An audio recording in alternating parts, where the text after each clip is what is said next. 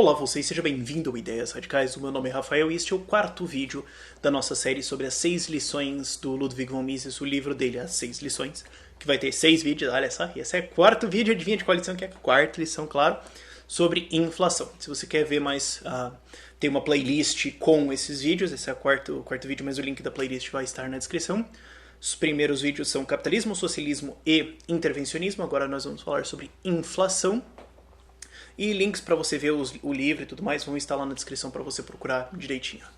Então nessa lição o Mises fala sobre, a palestra dele foi sobre inflação, e ele foca principalmente em o que a inflação realmente é na prática, o que ela significa para as pessoas, e o que dá.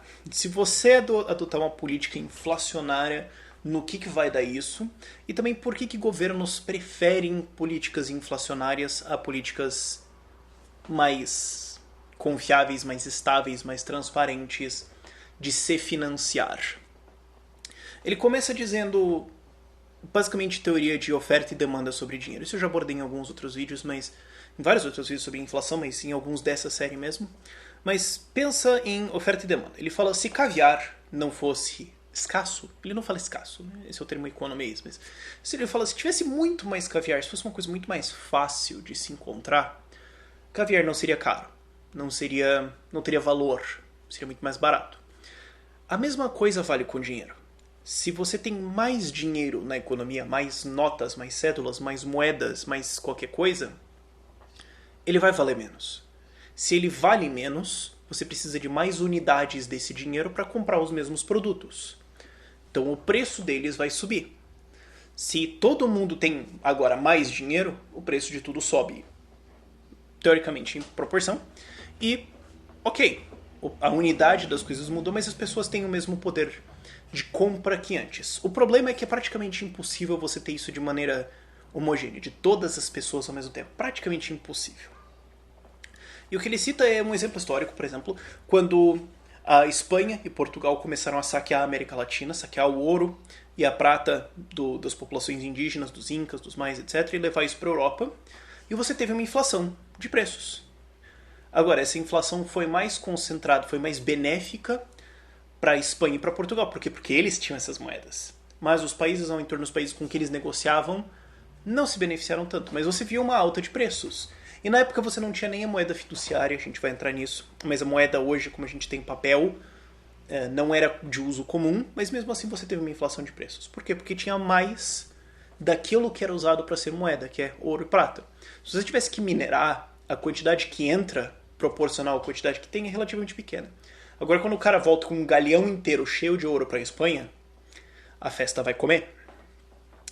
E o que ele cita é que a escola austríaca, os autores da escola austríaca, são os únicos que avaliam inflação como causada pelo aumento da quantidade de dinheiro. As outras escolas de economia, elas avaliam isso como uma coisa que acontece. Tem algumas escolas que acham que não, é só a ganância dos empresários, eles sobem os preços assim para aterrorizar as pessoas. Tem várias coisas diferentes, mas os austríacos são os únicos que pensam em inflação como, bom, tem mais dinheiro, então ele vale menos, é oferta e demanda básica. Você acha que seria simples, mas tem gente que discorda, é fantástico. E a outra coisa, eu já fiz um vídeo inteiro dedicado a este assunto, mas ele fala, dinheiro não é riqueza. Não é. Ele é um meio de troca. Ele é um meio de acesso a outros itens que podem estar na economia para você trocar. Então, se você tem mais dinheiro, você pode trocar por mais coisas. Mas se o número de coisas produzidas não aumentou, não melhorou em qualidade, e você só colocou mais moeda, você não ficou mais rico. A quantidade de coisas disponíveis para você comprar ou trocar na economia continua a mesma. É só que agora você tem mais de uma coisa que é de troca. Então, essa coisa de troca vale menos. Só isso. O enriquecimento vem de produção racional. Isso a gente fala no vídeo de socialismo, curiosamente. E também no vídeo de capitalismo, muito bem explicado aquele ciclo de economia, de como ele vai rodando, como a economia enriquece. É só isso que produz riqueza. Jogar dinheiro é só imprimir. O único jeito que o Estado consegue se financiar é com impostos. É só isso. Tributação. Como é que funciona a tributação? O governo vai lá, ameaça a população de violência com multas, ou com prisão, ou com morte, toma os recursos deles e paga as coisas que ele quer pagar. Simplesmente. O Ludwig von Mises não fala isso no livro dele, não é a posição dele, ele é um minarquista. Ele vê alguma legitimidade, alguma necessidade nos impostos, porque ele é minarquista. Ele acredita que o governo deveria produzir justiça e defesa. Então, isso deveria ser financiado com impostos, o que seria, tipo, muito pouquinho. Mas, esse é o único jeito que o governo consegue se financiar, tirando o dinheiro das outras pessoas. E ele fala uma coisa ao longo da palestra que é uma referência a Keynes. Que ele fala, quando o governo entra no mercado, o governo substitui o indivíduo. Ele substitui o consumidor. Porque a teoria do Keynes, a teoria do Lord Keynes, é que se você tem menos pessoas comprando, o mercado é desaquecido. Então o governo deveria entrar no mercado como um comprador para compensar essa saída de pessoas. O que o Mises fala, isso é uma cutucadinha no Keynes, é que não tem como o governo só se adicionar no mercado. Toda vez que ele entra é porque ele tirou alguém.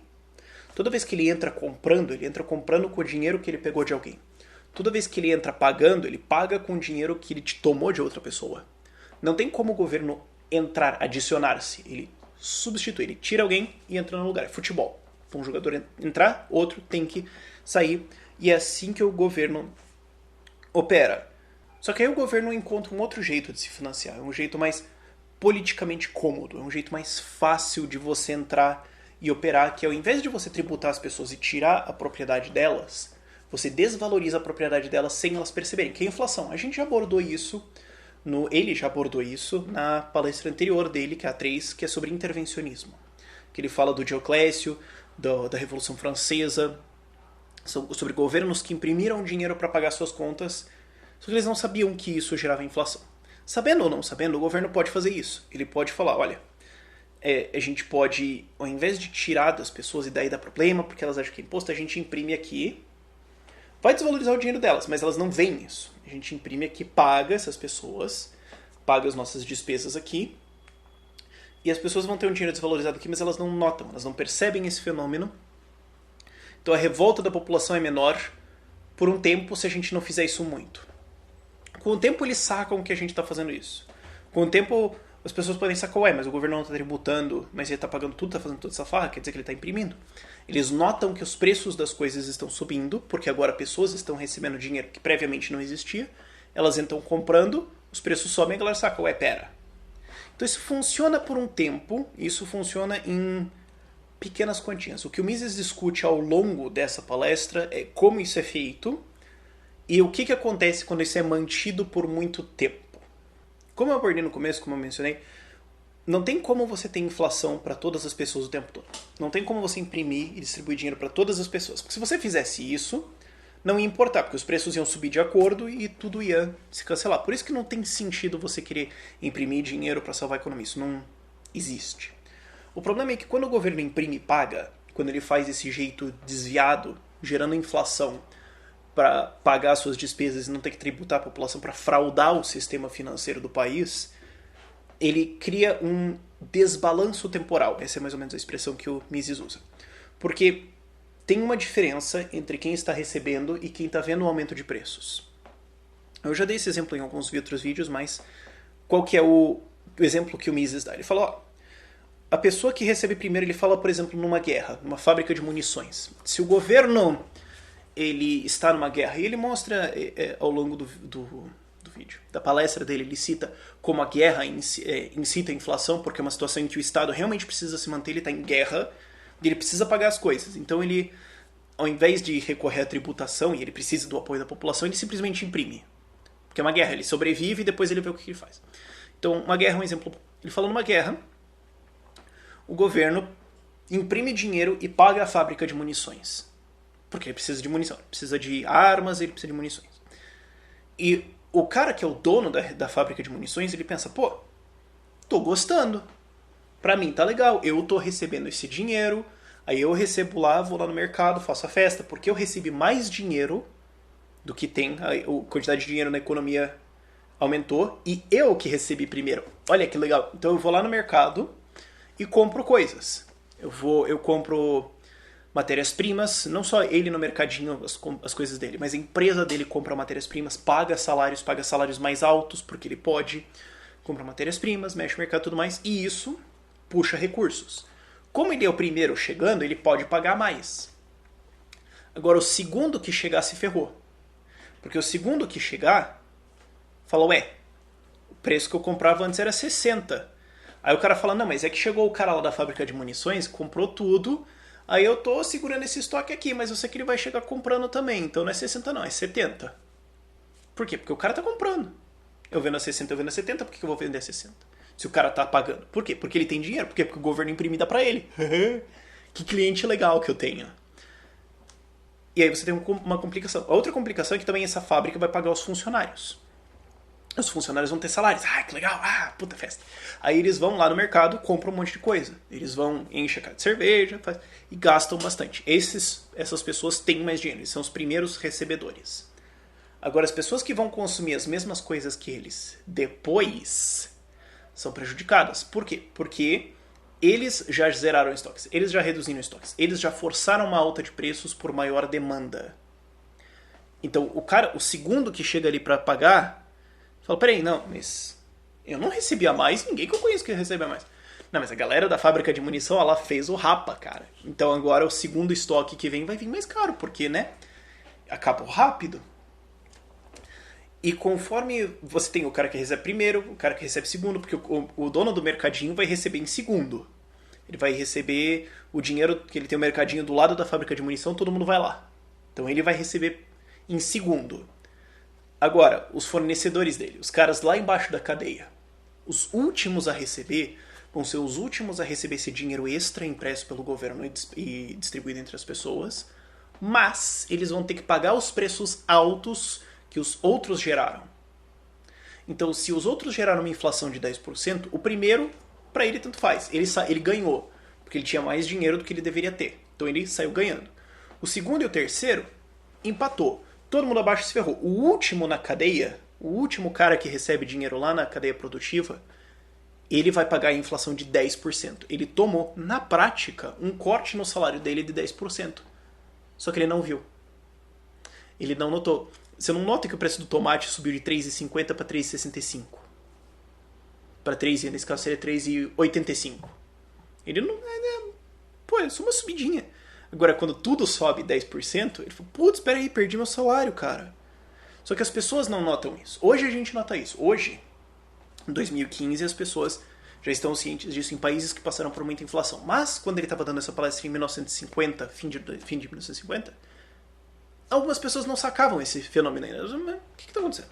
A inflação às vezes não era monitorada. Nos anos 30, então, era desconhecido. Era desconhecido esse fenômeno. Não, os preços estão subindo. Por quê? Não era sabido porque os preços sabiam. Porque os preços subiam.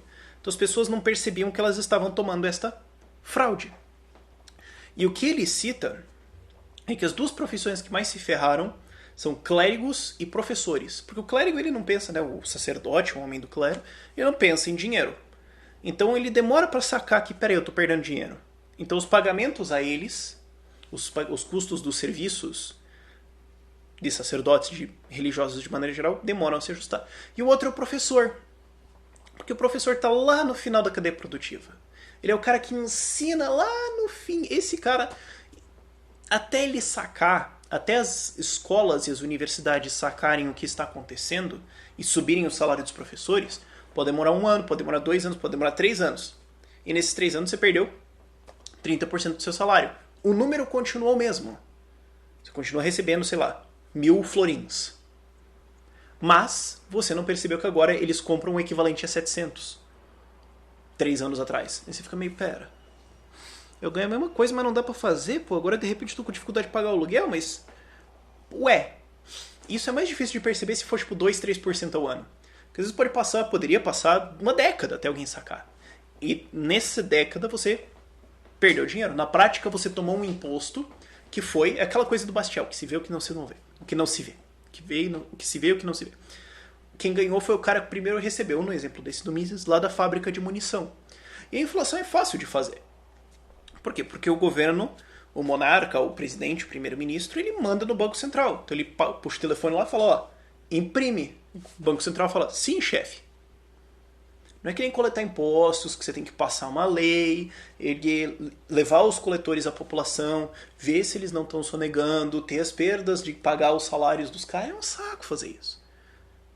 Imprimir é fácil. Então é um jeito muito fácil do governo contornar essa barreira tributária de como se financiar. Só que tem essas consequências. E isso pior ainda, o Mises até pede desculpa nessa palestra que ele está dando, que ele fala, olha, desculpa gente que eu tenho que simplificar isso tanto, porque ele já escreveu vários livros inteiros. Ele falou, eu já escrevi volumes inteiros sobre isso. Então simplificar isso para uma palestra dói para ele. Mas ele fala da moeda fiduciária. O que a moeda fiduciária é o fiat money, é papelzinho. Isso aqui não tem valor. Não vale nada intrinsecamente. Isso aqui é um vale alguma coisa. Só que vale o quê? Originalmente, o dinheiro se chamava lastro-ouro. Era o dinheiro padrão ouro. Você depositava ouro em um banco e você ganhava um papel. Daí que veio a nota. Você ganhava um papel, dizia lá, Banco de Massachusetts, digamos que você depositou lá. O Banco de Massachusetts garante ao detentor desse título que ele será redimido em 50 gramas de ouro. É um cheque, na prática, é um cheque. E você troca esse cheque. Claro, os bancos perceberam que era melhor você fazer cheques de menores valores, mais fáceis de trocar. Você podia fazer moedas figurativas, podia fazer alguma coisa desse tipo, e não ter que ficar carregando coisas de valor, ouro e prata principalmente. Nunca houve, assim, que eu saiba, um padrão diamante ou um padrão ametista. Não que seja impossível, mas... Enfim. Ponto é, era assim que se fazia. Então, o papel só podia ser impresso se ele tivesse uma contrapartida, se ele tivesse um lastro, se ele tivesse um peso que segura ele, que era ouro depositado. Então, se o banco imprimisse 2 moedas para o mesmo lastro, se os 2 caras sacam ao mesmo tempo, esse banqueiro vai apanhar. Um dos 2 vai terminar batendo no banqueiro, talvez os 2, porque eles sacaram que eles foram enganados. O que é a moeda fiduciária? É o governo falar, olha, não tem lastro, porque a qualquer momento, numa moeda normal, padrão ouro, você podia levar o seu título no banco e falar, olha, eu quero meu ouro, eu quero isso em prata, me dá, passa. Por quê? Porque eu vou para outro país, eu não estou confiando mais nessa moeda, eu acho que esse banco está me fraudando, ele está fazendo essa palhaçada de imprimir mais, então eu quero sair. Porque o primeiro que saca não se ferra, o que se ferra é o último que saca. Porque daí ele chega lá quando a fraude está descoberta, aí caiu. Isso é um esquema de pirâmide. E você pode sacar isso. Hoje, na moeda fiduciária, não. Hoje não tem lastro, e não pode ter, e não vai ter. Então o governo imprime papel e ordena por força de lei que todas as pessoas aceitem, e aquilo é dinheiro, e acabou. O dinheiro hoje, a rigor, não tem lastro, ele não vale nada. Então o governo simplesmente pode mandar imprimir, e ele não precisa hoje. Era mais fácil, porque ele cita na palestra dele sobre intervencionismo o caso do Dioclésio, que eles tinham que fraudar as moedas de prata, tinham que derreter, colocar outro metal, fazer a cor ficar parecida, pôr o peso e tal, daí tem que fazer uma liga, eles conseguiam fraudar. Os franceses era só imprimir, hoje é banco. Na época do Mises, isso não tinha... Isso era escrever numa caderneta. Mas hoje no banco você vai isso no digital. O BNDES vai lá e escreve 100 milhões de reais. Eles agora existem. E ele empresta para alguém. E pronto. E pronto. Não tem... A facilidade é tão grande que você fica pensando, ué, mas por que o governo ainda se dá o trabalho de cobrar impostos? Eles podiam simplesmente fraudar isso, causar uma puta inflação e não ter que tributar ninguém. Eu falo, tributação no Brasil é 0, olha que legal. Só que, como ele vai explorar lá pra frente, isso não dá certo. E o exemplo que ele dá foi um exemplo que ele viu, porque ele estava na Áustria e ele viu logo ali na Alemanha, isso acontecendo. Logo depois, aliás, no começo, antes da Primeira Guerra Mundial, a moeda alemã valia 4,20 do dólar. $1 comprava 4,20 da moeda alemã. Em novembro de 1923, então 9 anos depois, $1 comprava 4 trilhões e 200 bilhões dessa moeda se eu não me engano, no marco, Deutschmark. Ou seja, ela não valia mais nada. O papel dela não valia... Você tem fotos das crianças brincando com uma pilhona de dinheiro assim porque ela não valia nada. Ela valia menos que o papel. E aí você tem um colapso econômico. Você chegou ao ponto em que o funcionário que trabalhava na fábrica, ele recebia de manhã e de tarde. Então quando ele chegava de manhã, ele ia com a esposa dele para a fábrica, recebia, passava pela grade da fábrica, ele passava o dinheiro para a esposa dele corria para o mercado para comprar as coisas rápido e no fim do dia ele saía e ia comprar também. Por quê? Porque no dia tinha uma inflação de 50%. No dia. Chega a um nível que fica idiota. Chega uma hora que você começa a imprimir tanto dinheiro que a coisa fica idiota. E todo governo tenta pensar, não, mas só mais um pouquinho, cara, só imprime só um pouco mais. A gente já para. A gente vai parar daqui a pouco, calma. É que nem bêbado. É que nem viciado em crack. Falou, não, cara, essa é a última, essa é a última. Eu vou, não, cara, eu tô meio agora aqui, mas depois eu vou me cuidar. É um bêbado. Eu falo, não, eu preciso disso, eu vou lá na frente, eu sei que é ruim, mas me deixa, porque é viciante para um governo fazer isso. E quanto mais um governo faz isso, mais difícil é ele parar, porque daí ele precisa ou cortar esses gastos que ele faz, ou tributar a população. Só que quanto mais tempo você passa afastado da realidade, mais forte é a volta. É que nem um elástico. Você pega o elástico, puxa ele um pouquinho, ele volta um pouquinho. Agora, você puxar isso aqui, você vai levar uma elasticada na mão e vai doer. Quanto mais você puxar a inflação, mais o rebote vai doer em você. Isso não tem como desviar. Isso que ele avisa, mas não tem o que fazer. E ele fala, não, o que deveria ter era um padrão ouro. A gente vai parar com essa história de moeda fiduciária, parar com essa história de imprimir dinheiro, porque é um vício. Isso permite que o governo gaste o que ele quiser, isso permite qualquer tipo de palhaçada, isso gera crises. Ele não entra nesse discurso, mas isso gera crises. Isso gera uma inflação, isso gera uma desconfiança ao redor do dinheiro, isso gera problemas de investimento e isso perturba a vida das pessoas. Quando você tem uma inflação tão alta, elas têm que começar a se preocupar com a inflação, elas perdem tempo com isso. E é uma fraude, e não vai dar certo. Eventualmente isso leva a um colapso. Se você está criando isso aqui de inflação, você está fazendo o que nem o Brasil estava fazendo, 6% ao ano. Estou fazendo 6%, não. Só que compôs ao longo de muito tempo. Putz, a galera começou a perder a poupança. Putz, teve uma crise. Bom, então não dá pra parar de imprimir dinheiro agora porque tá numa crise. Então precisa pagar as coisas, não tem tanto imposto vindo, tem que continuar imprimindo. O governo brasileiro hoje não imprime descaradamente. Mas através da reserva bancária fracionada ele faz. Isso precisa ter um contexto. Isso é feito em vários países. Simplesmente cria esse crédito. Então o Banco Central podia mandar parar isso. Podia. Mas ele fala, pô, tá numa crise. Ah, mas tá numa crise, gente, eu não posso parar de imprimir dinheiro. Aliás, eu tenho que imprimir um pouquinho mais. Putz, a inflação vai pra 10. Aí eu falo, não, daí sai da crise. Eu falo, putz, mas agora tem 10, pô, tá ajudando tanta economia, olha só, esse dinheiro falso aqui. Tá, uma galera tá se ferrando, mas outra tá indo bem, olha que bom. Mas se a gente parar agora, pode dar outra crise. Ah, então segura mais um pouquinho, sabe? Fica nesse bêbado que não quer largar o copo. E eventualmente fica ridículo. A outra história que ele conta, o que ele defende do padrão ouro é porque isso força o governo a conter despesas. Isso força o governo a ser enxuto. A partir do momento que ele pode imprimir, a palhaçada reina. E daí você começa a ter um processo explosivo da inflação. E é como o intervencionismo. É como ele descreve o intervencionismo. Ele vai dar ou numa situação ridícula, de colapso econômico, ou você vai ter que parar. Parar vai doer. Quanto mais você for, mais dói. Então a gente deveria ter um padrão ouro para isso simplesmente não acontecer. Seria a cura. Só que daí o governo não gosta, porque daí não dá para simplesmente fazer a festa do crédito. Uma outra história que ele cita é da Inglaterra pós Primeira Guerra Mundial. Durante a Primeira Guerra Mundial, o governo britânico imprimiu muita moeda. Ele abandonou o padrão ouro. Ele era antes padrão ouro. Antes da Primeira Guerra Mundial, o governo inglês tinha um padrão ouro. É só que se você for tributar a população para manter uma guerra, a guerra não dura.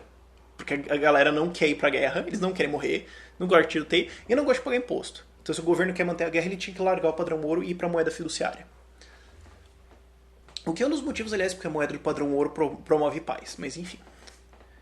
Eles foram pra moeda fiduciária, terminaram a Primeira Guerra Mundial e falaram, não, então vamos voltar para o padrão ouro. E reajustaram a moeda britânica de volta pro preço que ela deveria ser. Então os preços baixaram. E o que eles falaram foi, bom, então agora todos os salários no país têm que cair para ficarem de acordo com os novos preços. Aí os sindicatos falaram, não.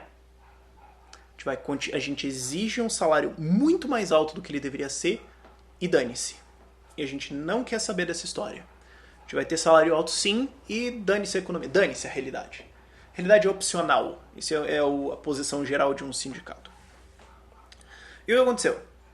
Bom, então agora o salário é alto, então os produtos ingleses são caros. Então para eles também não tem tanta diferença, só que as exportações zeraram. Porque agora os produtos são muito mais caros do que em qualquer outro lugar do mundo, porque a mão de obra é desproporcionalmente muito mais cara. Então quem exportava se ferrou e você tem o começo de uma crise rolando. Então o que foi o pulo do gato que os governos sacaram? Bom, então a gente imprime dinheiro e desvaloriza a moeda de novo.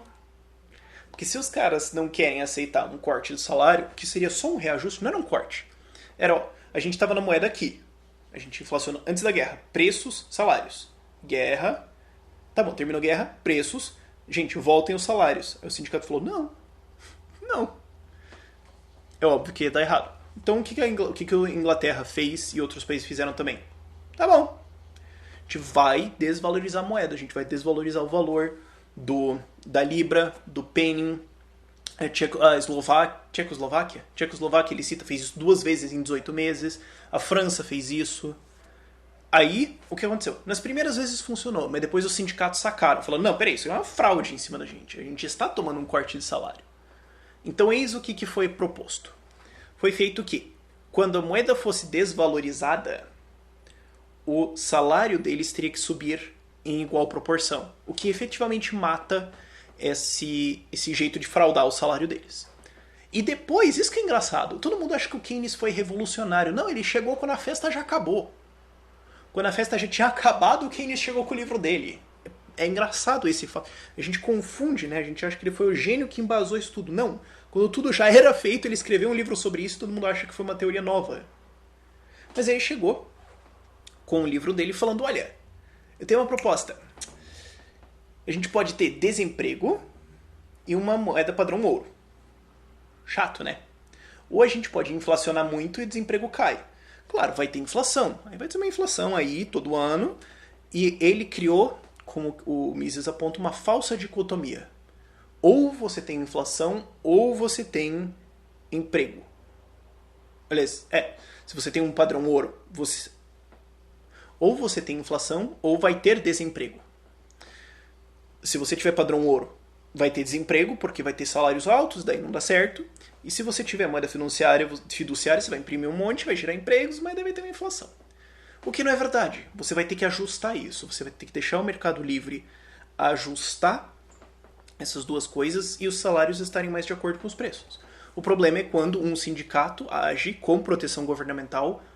E o Mises aponta nessa palestra dele como o sindicato na Inglaterra e hoje em vários países é na prática um segundo estado. Na Inglaterra era, por culpa do Churchill, aliás. Não era do Partido Trabalhista, ele aponta isso na palestra dele sobre intervencionismo. O sindicato era um segundo estado. Ele tinha um poder de fazer coisas violentas que ninguém mais tinha. E aí o sindicato chega e fala, não, a gente vai intervir, a gente vai erguer salários mesmo e dane-se. Ah, mas vai dar uma crise econômica. Bom, o problema não é meu, o problema é do patrão. Aí dá uma crise e os caras não sabem por quê. Essa foi um pouco da história da grande crise do período de 27 até 33 na Inglaterra, e só acabou quando a Inglaterra falou, então vai ser moeda financiária e vamos inflacionar mesmo, e acabou. E aí que a Inglaterra conseguiu sair numa fraude. O Mises fala isso, é uma fraude, eles estão fraudando os trabalhadores. Eles estão enganando, isso é mentira e isso está errado. Só que é o que está sendo feito. É assim que funciona um país que tem uma política de inflação.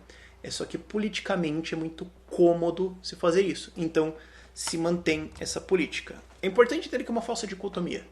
Você só precisa deixar um padrão ouro, a moeda vai se ajustar aos preços e você tem que deixar esse ajuste acontecer e vai ficar tudo bem, é só não intervir na economia, como o Mises fala na terceira palestra dele. E tá terminada essa, eu vejo você no próximo vídeo, que é sobre o investimento estrangeiro, a quinta palestra dele. Tchau, tchau.